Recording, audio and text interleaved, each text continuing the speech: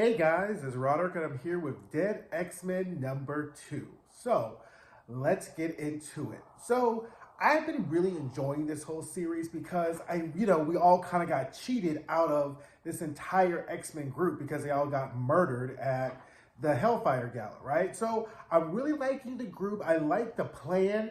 Go back to the Dead X-Men number 1. If you don't remember kind of what the plan and their purpose was, I will refresh you. Their purpose was to go back into one of the Moira engine timelines that was created by Mr. Sinister to go get memories from Moira that was not organic, that was not a robot, in order to figure out the exact time in which her mutant powers manifested, right?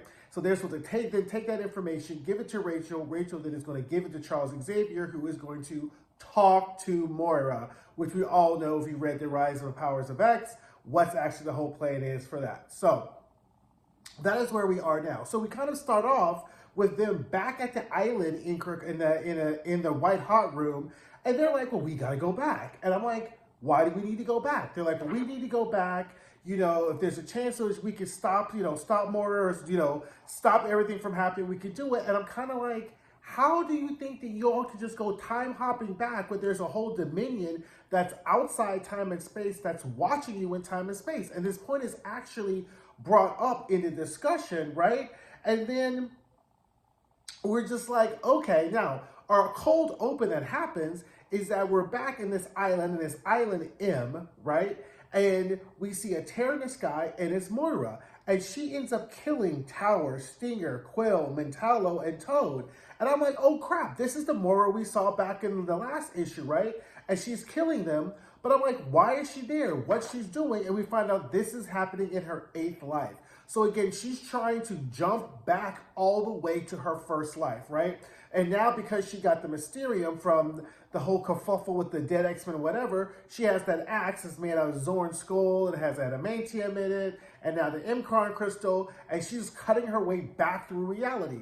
Now, how does this really pair up with the fact that we have the other Moira we saw at the end of Rise of Powers of X that is going to get some kind of hint or clue from Enigma as to how she can make things right? So now we have 2 Moiras out here working in chaos. We have Dead X-Men, we have X-Men in the White Hot Room, we have X-Men on the Earth. Like, this is just really problematic. So I was like, well, okay then, how are we going to solve this? So now we're back in the Atlantic Krakoa, and they're like, we need to go back. And Prodigy still has part of the Mcron crystal lodged in his chest, but he says that, he doesn't really feel anything. It's okay, right? So they're still like, okay, we want to go back. And Rachel's like, there is no going back. And if you go back, I can't guarantee that I'll be able to bring you back. So I don't understand how this becomes a viable plan, right? So anyway, Rachel's like, y'all want to go back? Y'all go right on back, right?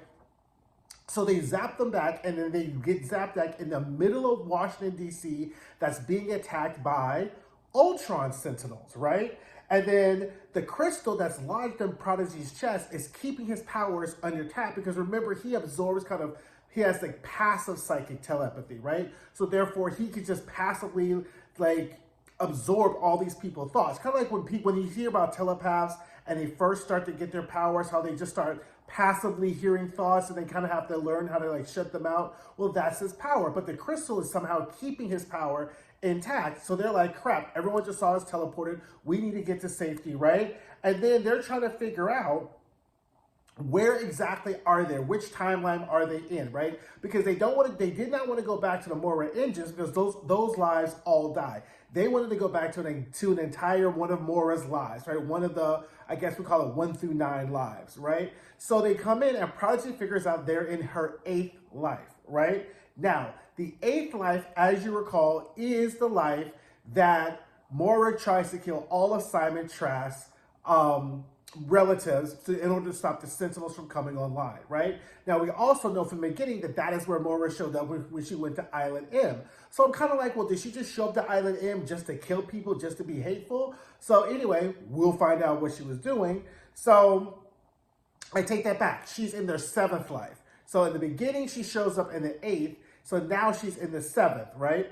So all that really happened is that as what happens with most X-Men time travel interventions, By killing Simon Trask, it doesn't stop the Sentinels from coming online. It just changes who brings them online, right? And if you recall from the House of X, Powers of X, the X-Men travel to kill Master Mold, right, in space, because Moira says Nimrod comes online around this time, right? So when the X-Men travel to space and they all get killed, all they do is accelerate the timeline in which Nimrod actually comes online. So again, it goes back to that whole concept of they talk about causalities and inevitabilities. And obviously the Sentinels were always going to bring in line, right?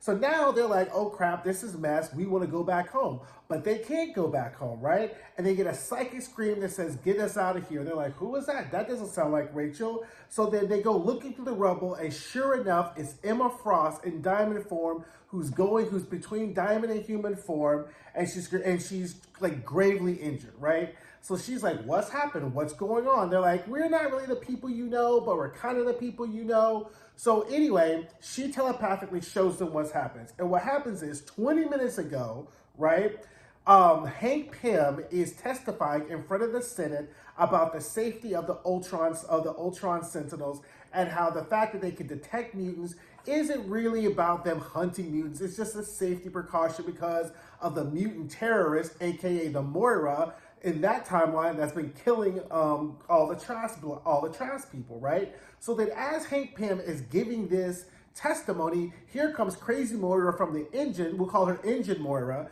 Engine Moira rips her way through reality, kills Henry Gyrick, right? Because she's like, Gyrick, you're trash in every reality, so you gotta die. So then at this point, Emma jumps up and was like, hey, wait a minute, all this stuff going on ain't got to do with us. And then, at that point, Pym brings this Ultron Sentinels online, and then that's how all this chaos happened, right? So then the dead X-Men realize that the Moira they see in Emma's vision, Emma's past from 20 minutes ago, is the Moira that they ran into when they were trying to get the memories. So they kind of realized, crap, we're kind of responsible for this, because if we hadn't gone in and all, flim-flammed around, she would have been able to cut her way back to reality, right? So then Prodigy warns that anything that they do in this reality could potentially be harmful, because in 10 years' time, this reality is not going to last, because Moira ends up dying. And as we know, every time Moira dies in a reality, that reality ends up becoming reset, right? So they kind of figure out that the Moira they found from the Engine is really trying to cut her way back to her first life, right? So then they're like, well, now what we're going to do? Well, we're going to go and we're going to try to find this Moira. Or they actually say, we're going to put Moira down. So I was like, well, okay, well, how exactly does that work? What's your plan here? So that's pretty much the entire episode. Again, I like this team. I'm a huge Dazzler fan. Prodigy's good. Frenzy's good. They're a nice, B plus C, X-Men team.